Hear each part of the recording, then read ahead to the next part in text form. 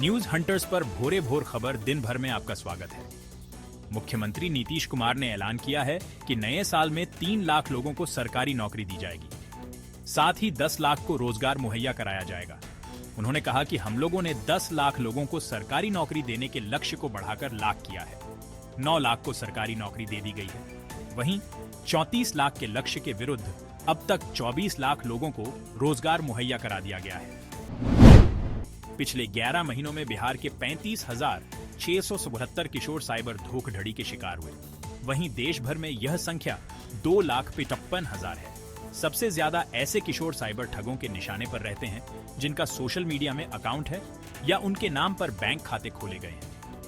महिला एवं बाल विकास मंत्रालय के चाइल्ड हेल्पलाइन नंबर 1199 पर आई कॉल से यह खुलासा हुआ है। साइबर ठग लड़की बनकर बातें करते हैं और फिर उन्हें अलग अलग तरीके से फंसाते हैं। केंद्र सरकार द्वारा बालक और बालिकाओं के खिलाफ होने वाले अपराध की रोकथाम और उन्हें कानूनी सुरक्षा प्रदान करने के लिए वर्ष 1199 में टोल फ्री नंबर 888 जारी किया गया था। तब इसका मकसद बाल श्रम और बाल विवाह रोकना ज्यादा था, लेकिन हाल में टोल फ्री नंबर पर बड़ी संख्या में साइबर ठगी से जुड़ी शिकायतें आ रही हैं। राज्य सरकार को 15 फरवरी तक चल अचल संपत्ति और दायित्वों का विवरण नहीं देने वाले पदाधिकारियों और कर्मियों के मासिक वेतन का भुगतान रोक दिया जाएगा। गुरुवार को सामान्य प्रशासन विभाग ने इस संबंध में स्पष्ट निर्देश जारी किया है। इसके तहत चल अचल संपत्ति एवं दायित्वों का विवरण जमा करने के लिए निर्धारित फॉर्मेट विभाग की वेबसाइट पर भी उपलब्ध है। बता दें कि राज्य सरकार ने हर साल सभी अधिकारियों और कर्मचारियों को अपनी पूरी संपत्ति का ब्यौरा देने का निर्देश पहले ही लागू है। बिहार में गंगा नदी में गाद का संकट गहराता जा रहा है। गाद की समस्या वर्ष 1971 में फरक्का बराज बनने के बाद से ही गहराती जा रही है। बक्सर से फरक्का तक के 544 किमी में सबसे अधिक गाद है। इस बाबत 1985 में हुए एक अध्ययन के अनुसार फरक्का पर गंगा में हर साल 80 करोड़ टन गाद आती है। बिहार सरकार के जल संसाधन विभाग ने 1999 में माना था कि फरक्का में 30 करोड़ टन गाद आती है। वहीं 2017 में बनी चितले समिति ने माना था कि मात्र 21.8 करोड़ टन ही गाद फरक्का बराज पर आती है। नदी विशेषज्ञों का मानना है कि फरक्का बराज पर हर साल 78.9 करोड़ टन गाद आती है। इसमें से 22.8 करोड़ टन गाद बराज के पीछे ही रह जाती है। गाद के कारण बिहार में प्रवेश करते ही गंगा 10 से 12 किमी तक चौड़े इलाके में फैल जाती है। उथले होने का असर ही है कि बरसात के दिनों में उफान जल्दी आने लगा है। उच्चतम स्तर का मानक बदल रहा है। आंकड़ों को देखें तो पटना के गांधी घाट पर 1996 के 50.27 मीटर की तुलना में 2016 में उच्चतम स्तर 50.52 मीटर पहुंच गया। इसी तरह भागलपुर में 34.20 से 33.71 मीटर हो गया। बक्सर से कहलगांव तक गंगा की धारा 2 दशक में सिकुड़कर 1/3 रह गई है। भले ही गंगा का पाट चौड़ा दिखता है, लेकिन पानी की धारा लगातार सिकुड़ती चली गई और अधिकतर शहरों से गंगा की धारा कोसों दूर चली गई है। केंद्रीय जल आयोग के अनुसार देश की 26% भूमि गंगा बेसिन के दायरे में आती है। लगभग 45% जनसंख्या गंगा के प्रभाव में है। बिहार की 8 करोड़ तो देश की 50 करोड़ आबादी गंगा से प्रभावित होती है। देश का सबसे बड़ा बेसिन गंगा नदी का है, लेकिन इसमें क्षमता से आधे से भी कम पानी का स्टोरेज है। पटना में गंगा नदी कुछ जगहों को छोड़ दे तो शहर से न्यूनतम 500 मीटर और अधिकतम 4 किलोमीटर दूर जा चुकी है। पटना जिले में नदी की धारा आधा हो गई है। जेपी गंगा पथ समेत अन्य कारणों से गंगा अब हमेशा के लिए घाटों से दूर जा चुकी है। वर्ष 1984-85 में गंगा की गहराई करीब 35 फीट थी। अब दीघा से दीदारगंज तक गंगा की गहराई औसतन 14 से 15 मीटर ही रह गई है। दीघा से गांधी घाट तक किनारा छोड़ चुकी है। वहीं गाय घाट से दीदारगंज तक गंगा में बड़े बड़े टापू नजर आ रहे हैं। टापुओं पर किसानों ने खेती शुरू कर दी। बड़े बड़े प्लांट लग गए हैं। पानी घट गया, क्षेत्र कम हो गया और भूमिगत जलस्तर में भी कमी आ गई। पहले गंगा नदी में हिल्सा, सौंकची, झींगा आदि मछलियां मिलती थीं, लेकिन अब ज्यादातर प्रजातियां विलुप्त हो गई हैं। राष्ट्रीय वरिष्ठ नार्गिक संघ के अध्यक्ष दिवाकर सिंह ने प्रधानमंत्री नरेंद्र मोदी से गणितज्ञ डॉ. वशिष्ठ नारायण सिंह को भारत रत्न देने की मांग की है। उन्होंने कहा कि इससे बिहार गौरवान्वित होगा और यहां के लोगों को खुशी होगी। उन्होंने राज्य सरकार ने डॉ. वशिष्ठ नारायण सिंह की आदमकद प्रतिमा पटना विश्वविद्यालय में स्थापित करने की मांग की। राज्य में महिला कि अब कोई उन पर लाठीचार्ज नहीं करेगा। बिहार के 2 होनहार बच्चों को वीर बाल पुरस्कार से अलंकृत किया गया है। गुरुवार को नई दिल्ली में देश भर के 17 बच्चों के साथ नालंदा के हरनौत की गोल्डी कुमारी और शेखपुरा के सौरव कुमार को भी यह पुरस्कार राष्ट्रपति द्रौपदी मुर्मू के हाथों मिला। शेखपुरा के किशनपुर मध्य विद्यालय के छात्र 10 वर्षीय सौरव कुमार ने अपनी जान हथेली पर रखकर नदी में डूब रही 3 बच्चियों की जान बचाई थी। 8 अगस्त 2024 को शेखोपुर सराय प्रखंड के बेलाव पंचायत के किशनपुर गांव के तालाब में 3 बच्चियों को डूबता देख सौरभ ने छलांग लगा दी। तीनों को वह सकुशल लेकर किनारे आ गया। हरनौत के सरथा संत पॉल इंग्लिश स्कूल की 10वीं की छात्रा गोल्डी ने भारत को शॉटपुट खेल में गोल्ड मेडल दिलाया। थाईलैंड में हुए world ability sports youth games में उन्होंने अपनी दिव्यांगता को ताकत बनाते हुए यह इतिहास रचा। बचपन में गोल्डी ने एक सड़क दुर्घटना में अपना बायां हाथ खो दिया था। इसके बावजूद उन्होंने अपनी कमजोरी को हावी नहीं होने दिया और भारत का झंडा थाईलैंड में ऊंचा किया। बीपीएससी की ओर से जारी शिक्षक नियुक्ति के परिणाम में विज्ञान के कई विषय में सीट से कम शिक्षक मिले हैं। कई विषयों में एसएससी और एसटी के अभ्यर्थी नहीं मिले हैं।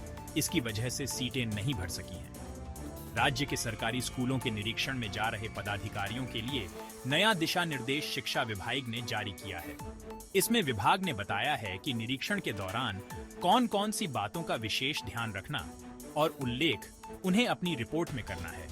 इसी क्रम में बताया गया है कि स्कूलों के कमरों की क्या स्थिति है, कितने बच्चे यूनिफॉर्म स्कूल ड्रेस में आए हैं, इनकी भी जांच उन्हें करनी है।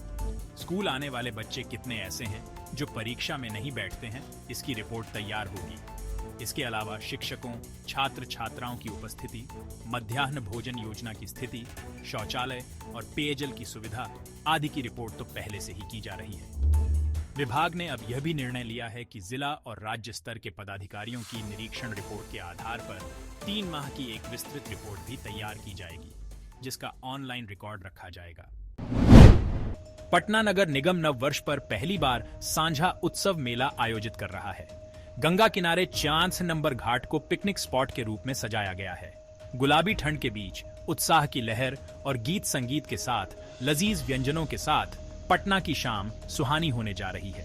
सांझा उत्सव 26 से 31 दिसंबर तक दीघा जेपी सेतु घाट पर आयोजित किया जा रहा है। इसके साथ ही यह स्थल जो पिकनिक हब बना रिवर फ्रंट को और विकसित किया जाएगा। इसके लिए डीपीआर तैयार किया जा रहा है। जल्द ही भविष्य में इसका लाभ मिलेगा। मेले में नगर निगम कर्मियों एवं आगंतुकों के लिए बोन फायर का भी इंतजाम किया गया है। स्वयं सहायता समूह की महिलाओं द्वारा हस्त निर्मित उत्पादों और कला की प्रदर्शनी भी लगाई गई है। पटना के कलाकारों को भी एक सांस्कृतिक मंच निःशुल्क प्रदान किया जा रहा है। सांझा उत्सव मेले में महिलाओं द्वारा निर्मित हस्तकला की वस्तुएं एवं स्वरोजगार से जुड़ी महिलाओं के विभिन्न प्रकार 70 स्टॉल हैं। इसके साथ ही food court, activity zone, selfie zone एवं सांस्कृतिक मंच भी उपलब्ध कराया जा रहा। बिहार में बाढ़ के प्रभाव को कम करने और कटाव से सुरक्षा के लिए जल संसाधन विभाग ने महत्वपूर्ण कदम उठाए हैं। इस वर्ष की बाढ़ अवधि में विभिन्न स्थानों पर हुए कटाव एवं अन्य क्षति का आकलन करते हुए 2025 की बाढ़ अवधि से पहले कराए जाने वाले कटाव निरोधक कार्यों से संबंधित स्थल निरीक्षण, समीक्षा और अनुमोदन की प्रक्रिया को पूरा कर लिया गया है। विभाग में उपलब्ध निधि और कार्य की प्राथमिकताओं का आकलन करते हुए इस वर्ष राज्य योजना मद के अंतर्गत बिहार भूभाग में कुल ए स्वामदना कटाव निरोधक योजनाओं को योजना समीक्षा समिति ने स्वीकृति दी है। इनकी कुल प्राकलित लागत राशि लगभग 472 करोड़ रुपए है। इसके अतिरिक्त नेपाल भूभाग में कुल 58 कटाव निरोधक योजनाओं को क्रियान्वित करने पर सहमति बनी है, जिनकी प्राकलित लागत राशि लगभग 86 करोड़ रुपए है। इस प्रकार 2025 की बाढ़ से पूर्व जल संसाधन विभाग की कुल 173 योजनाओं को पूर्ण करने की स्वीकृति मिली है, जिनकी कुल प्राकलित राशि लगभग 560 करोड़ रुपए है। कृषि प्रधान बिहार में नए पेराई सत्र 2023-25 के लिए गन्ने की कीमत 368 एवं 376 रुपये प्रति क्विंटल पर्याप्त नहीं है। गन्ने का उत्पादन लागत 600 रुपये प्रति क्विंटल आता है। बिहार राज्य गन्ना किसान मोर्चा के संयोजक अशोक प्रसाद सिंह तथा सह संयोजक डॉ आनंद किशोर ने इस पर प्रसन्नता व्यक्त की कि किसानों की वर्षों से रीगा चीनी मिल को चालू करने की लंबित मांग को मुख्यमंत्री अपनी प्रगति यात्रा में पूरा कर उसका उद्घाटन कर रहे हैं। साथ ही उद्घाटन के साथ रीगा चीनी मिल के मजदूरों की पुनर्वापसी तथा किसानों का बकाया 52 करोड़ रुपए के शीघ्र भुगतान की घोषणा करें। यही आज किसानों एवं मजदूरों की उनसे मांग है। गन्ना के बढ़ते उत्पादन लागत को मुख्यमंत्री ने इस यात्रा में महसूस किया है। यह अच्छी बात है, परंतु मूल्य तय करने में लागत की उन्होंने अनदेखी की है। संयुक्त किसान संघर्ष मोर्चा तथा बिहार राज्य गन्ना किसान मोर्चा लगातार मुख्यमंत्री से गन्ना मूल्य निर्धारण में हस्तक्षेप करने की सरकार से लगातार मांग करती रही है। कैंसर के खतरे से जोड़ा है, जो नेचर जर्नल में प्रकाशित हुआ। बिहार में सूरजमुखी की औसत उपज 448 किलोग्राम प्रति हेक्टेयर है, जो राष्ट्रीय औसत 900 किलोग्राम प्रति हेक्टेयर से ज्यादा है।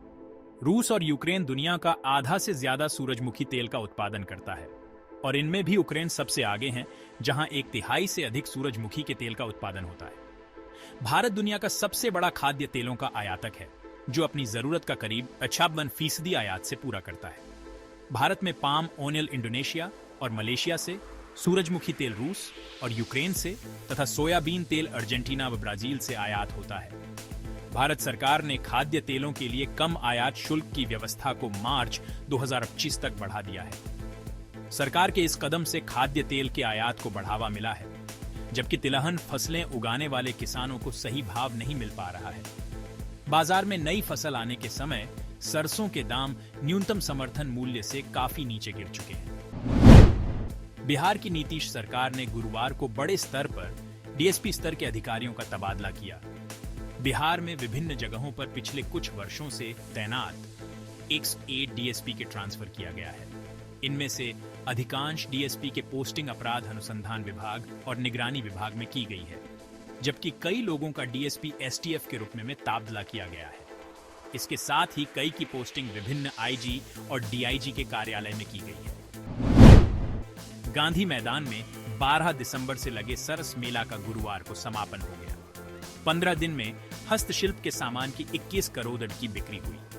मेले में हर दिन औसतन 1 लाख और कुल 7 लाख से अधिक लोग आए। मेले में 21 करोड़ से अधिक की खरीदारी हुई, जो पिछले वर्ष की तुलना में अधिक है। भागलपुरी सिल्क के कपड़ीडे, जूते चप्पल, ऊनी कपड़ीडे, अचार, पापड़ेडे, मेडी ढुआ, मक्का और चावल का आटा, कतरनी चावल, चूड़ा, आयर गुड्डा खरीदे। मधुबनी पेंटिंग, मंजूषा आर्ट, टिकुली आर्ट और बांस कला के सामान भी खूब बिके।